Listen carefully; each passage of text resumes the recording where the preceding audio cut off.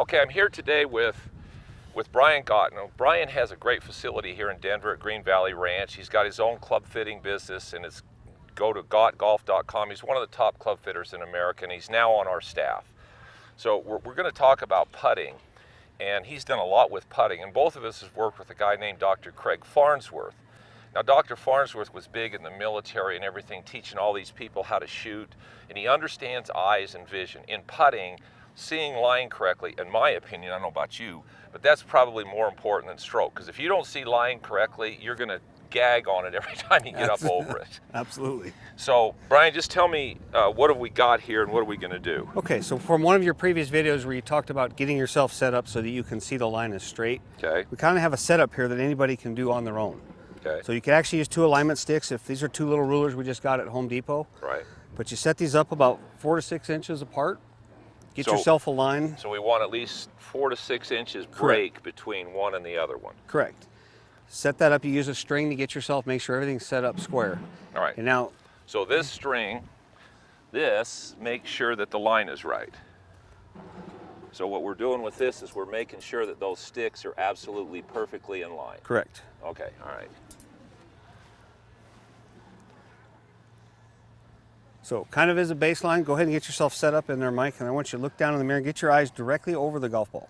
Right over that line, right over the ball? Correct. All right, got right there. All right, so when you look down this line, do those 2 sticks line up? No. No, because that's not a good position for you. That's making me ill. Okay, so what I need you to do is go ahead and set your putter in. And once you start to adjust, are you right eye or left eye dominant? Right. Okay, so typically a right eye dominant, we're going to be back in the stance just a hair. And then what I want you to do is I want you to adjust your body until those 2 sticks line up. Right there. Okay, so once those 2 sticks line up, now you can see your line is straight. You Yeah. got to be able to see straight is straight. If we don't see a straight line, we got a lot of trouble getting it on line. Now we can go back to the fundamentals of what you talk about hitting a square club face, getting that line to go end over end. We see our line straight. Okay. Now Yep.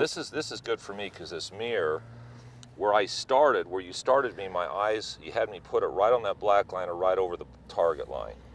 When I actually got to where I could see the line correctly, my eyes are on or slightly inside this red line. Which is just fine. Which is, yeah, so I mean so everything looks good. We start over the ball as a general baseline. Now another problem a lot of people do is their head will get a little bit more tilted up. And then as they look, it's really hard to see down your line because you're not looking down your line. Right.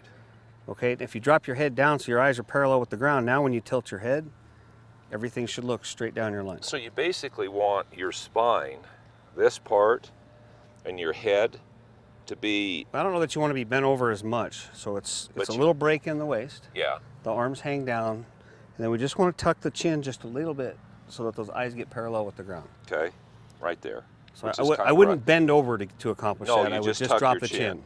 So then that puts the back of your head right here and your eye line at 90-degree angles. Correct. Okay, And it makes your eyes parallel with the ground. parallel to the ground. Okay, that's kind of where I am anyway. So the other thing there is, I know Dr. Farnsworth and a number of people have these glasses that have a little center part in it.